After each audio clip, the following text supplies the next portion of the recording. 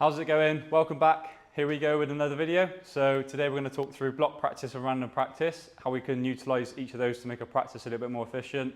And then we're going to talk through focus of attention, which is how we focus our attention through a swing, helps us make swing changes and helps keep our swing in check as well. So let's get into it.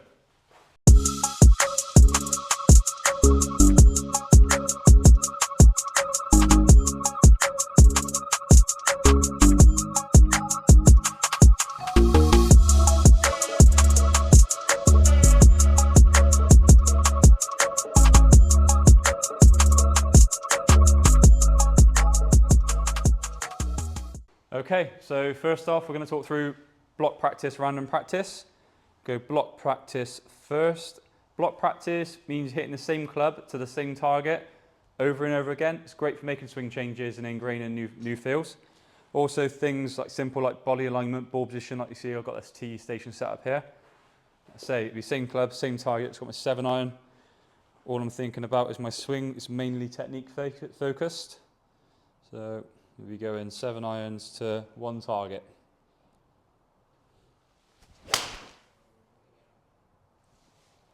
Be straight in with another ball. Again, great for changing swings. Just means you can get lots of reps in. Where at the minute for me, I'm working on getting this trail arm working properly and my hip rotating back. So I can get lots of reps in using block practice. So it's really good for that. Let's say all I'm thinking about really is technique. I'm not too worried about outcome.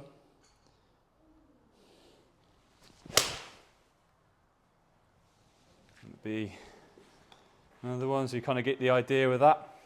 Random practice, that means different clubs to different targets. It's a little bit more challenging, so it's a good way to sort of change challenge point of your practice session. There's a bit of a debate with block and random practice. People arguing one's better than the other. In my opinion, there's not one better than the other. Block practice is great for changing technique. Random practice is great for testing to see if those changes are working. So try not to get on one side or the other. With the internet these days, that's all we kind of see is one opinion and that's the right one. I don't think that's the case. Use them efficiently, use them to make yourself a better golfer. I'll say random practice is a little more difficult, so it's a great to change the challenge point up. So I'd be going 7-iron to one of my targets on the range there, so I'm aiming a little bit right to that. Be hitting this 7-iron there. And I'll drop that down.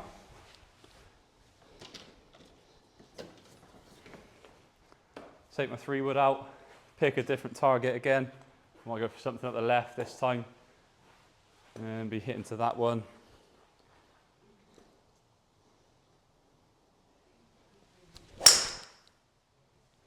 And then drop that down, even chuck in some pitch shots as well. Let's say random practice. It's all about randomizing it, making sure we're not playing the same club to the same target. So I'm going to go for something a little bit shorter, hit a little pitch shot. Let's say great for testing to see if swing changes are making. Use the block practice wisely when you're making swing changes to technique. And then give it a test for that random practice. It's a really good way to mix your practice up as well.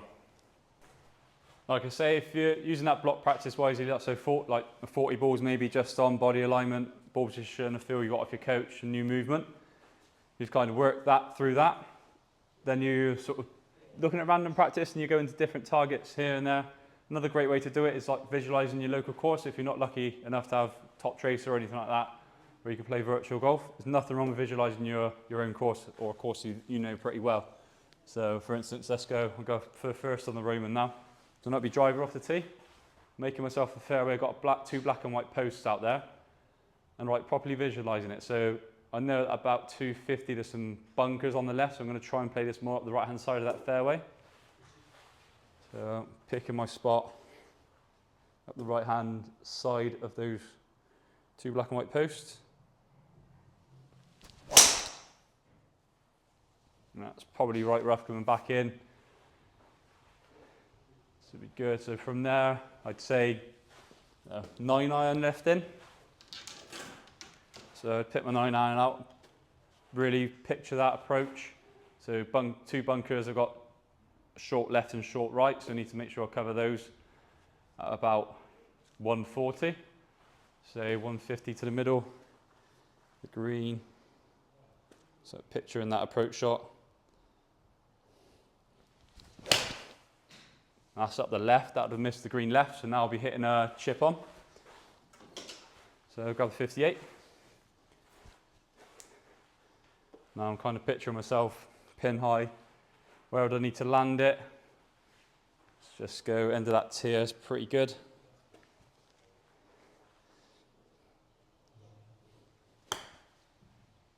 It's not bad.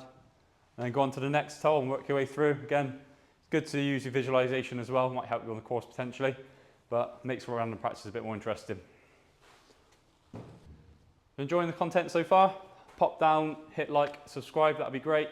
Also hit the notification bell, that'll give you any notifications to the new content coming up.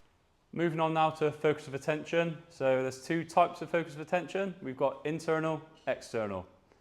Internal means anything to do with your sort of body. So hands, wrists, shoulders, knees, anything like that's internal focus of attention.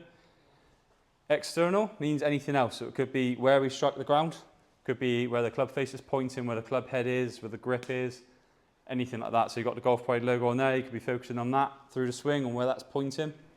So what these focuses of attention can do for us, they can put us into different positions which might affect our impact factors and then affect our ball flight, hopefully improve it is what we're looking for. For instance, where I said about this Golf Pride logo and where that's pointing, that would change the orientation of the club face. So through the swing, on the way back, for instance, in the takeaway, if I get this logo pointing more behind me, that would set the club in more of an open position. If I got the club more pointing in front, the Golf Pride logo pointing in front of me, that's setting it in a more of a closed position. That's an external focus of attention.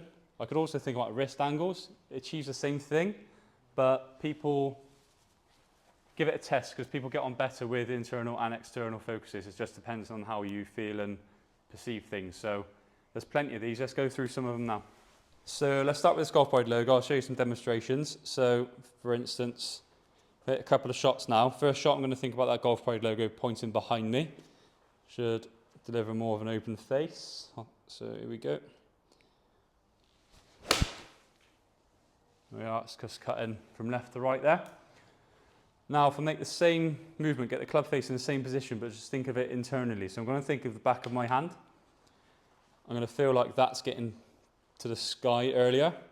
And you can imagine then that Golf Pride logo is actually pointing further behind me. So it's doing the same job. I'm just thinking about it in a different, slightly different way. Back of the hand to the sky. Again, it's hitting a fade. Do the same thing with a face closer as well. So if you're someone who does hit it a bit too far right, maybe give this a try. So now I'm going to try and get that Golf Pride logo pointing in front of me here.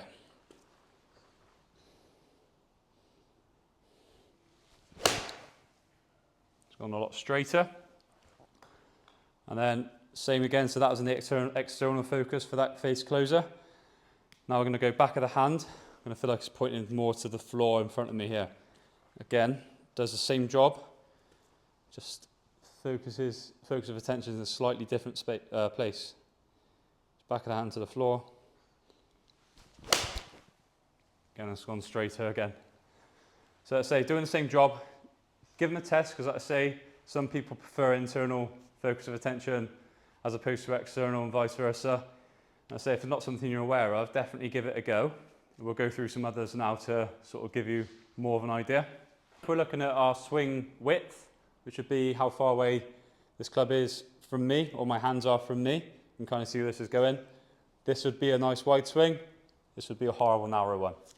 For instance, to think of this internally, I'd be thinking, get my hands as far away from me as possible. I could be thinking, making sure this angle doesn't get past 90 degrees of my trail arm.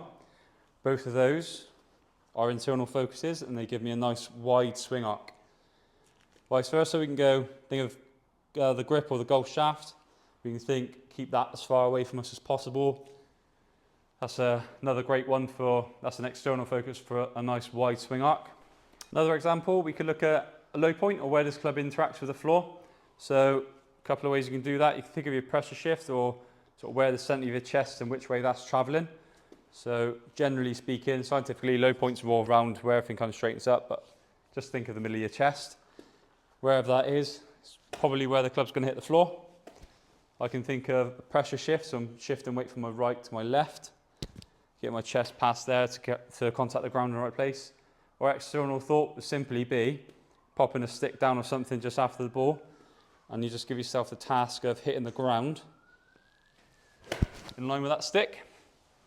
From there, naturally you'll get your weight left. So that's an internal focus and an external focus, which can help change your low point.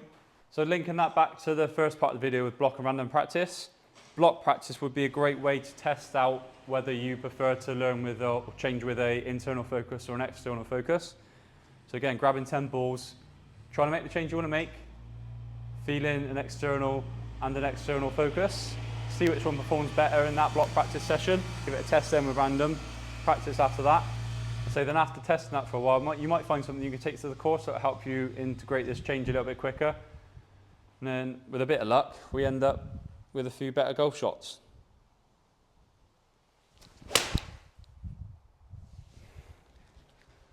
Thanks for watching. I'll see you next time.